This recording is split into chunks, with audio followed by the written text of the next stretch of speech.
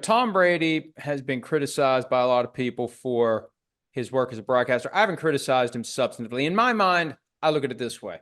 You've got Pat Summerall, John Madden, Al Michaels, and if you're not in that category, you're everybody else.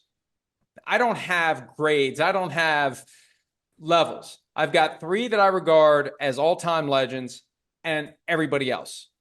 And I don't try to say this guy's here, this guy's here, this guy's here. So I haven't been listening to Tom Brady and criticizing Tom Brady, but he said something significant yesterday. He criticized Daniel Jones for asking to be released by the New York Giants. Now, my first thought was, dude, you know how football works. It's a business. They're putting this guy on ice because he got $23 million in injury guarantees due next year. They wanted to get him off the field. They're not even letting him practice. He's running scout team safety and walkthroughs.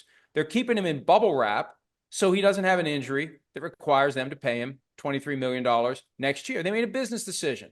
So if you don't want me here, if you're not going to let me practice, you're not going to let me work out, if you're not going to let me do what I want to do, let me go. You're going to let me go anyway. That's why you did what you did. I was surprised and I was disappointed that Tom didn't understand that the Giants made a business decision. Mike, And now he's Mike, making a business decision.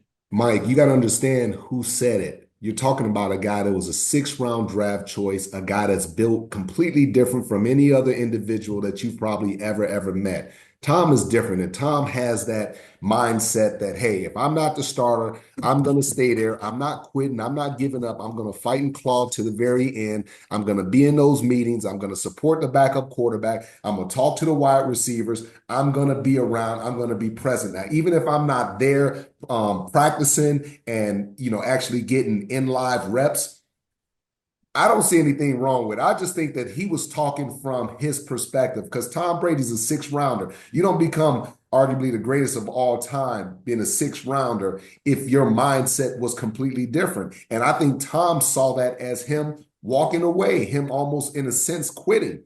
And in situations like that, I'm not going to ask for my release. I'm just going to go and do what I have to do to be there to support the younger guys and support my teammates. And that's what Tom is coming from, Mike. So you got to understand he's wired totally different because he's a six-round draft choice. So whenever somebody told him he couldn't do it, he worked even harder to make sure that he proved those guys wrong. That's perspective. That's a great point. And you know what that means, Rodney? And I don't want to be critical of the production at Fox, but I have a feeling Tom Brady didn't just blurt that out for the first time in the booth on Thursday. He had to have said it to Kevin Burkhardt, to the producer, to somebody. They have to know that he thinks, I wouldn't have done this. And that's when the obligation arises to work with him on that and get him to draw it out the way you just put it. If he provides that flavor and that context, then I think it's easier to accept the point. But I look at it as, man, this guy doesn't understand how the NFL business works. And I also, now that he's part owner of the Raiders, it's like, yeah, you want the players to do what's right for the team, and the team does what's right for the team, which means make as much money as possible. And I hate to be that cynical, but that's how it goes. It's a for-profit business enterprise, and he's now an owner of one of the teams. So you want the players to do whatever you want them to do. You want them to take whatever you tell them they're going to take. And I think of this, Rodney, in the later years of his time with the Patriots, if Bill Belichick had done to him what the Giants did to Daniel Jones, I think he goes straight to RKK and says, hey, look, I want to play. I've been benched not because of my play. I've been benched because Bill's worried about $23 million that he might owe me next year. And they don't even let me practice. They don't even let me compete. I'm playing scout team safety. They want to let me lift. If you don't want me here, cut me. I mean, I suspect maybe he wouldn't have done it in 2002, but I think Tom Brady in 2019 would have done exactly what Daniel Jones did. Do you agree or disagree? I disagree. I think Tom Brady would have hung in there. I think Tom Brady would have continued to practice hard, would have gave the defense a great look. I know Tom. I know his attitude. I know his perspective, and he always wants to be accountable. And that's the thing. He always practiced hard. He always wanted to make sure that he did the right things for his teammates first, before himself. It was about his teammates. So I think you're wrong on that, Mike. I think Tom would have never went up there. He probably would have complained about or even went to Coach Belichick and said, hey, why are you doing this? but he would have never asked for like a release or anything like that. He's not built that way. It is unfortunate, though, because this was not a football decision by the Giants. They took their best quarterback and they took him off the field to avoid owing him $23 million next year because they're going to cut him after the season anyway. Everybody knows that's what they did. They can call it a football decision. It's not. It's a business decision.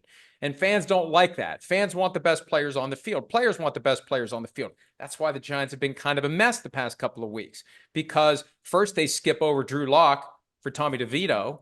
What the hell? So much for the depth chart.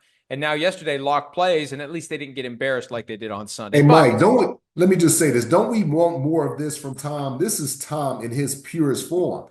I want more of this. I don't want a check the box Tom where he feels like he's just talking about the game. I want opinions.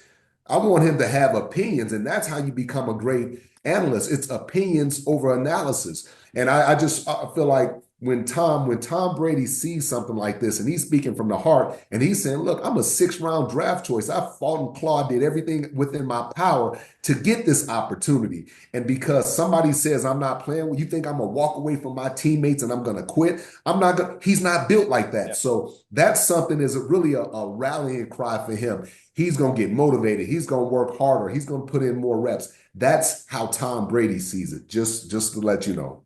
And like I said, if he had explained himself the way you've explained it, I probably wouldn't have had a problem with it. I still would have had something to say because, as you know, I always got something to say. Right. We've said enough. Hi, it's Mike Florio. Thanks for watching PFT on YouTube. Hit subscribe for the latest news and analysis from Pro Football Talk.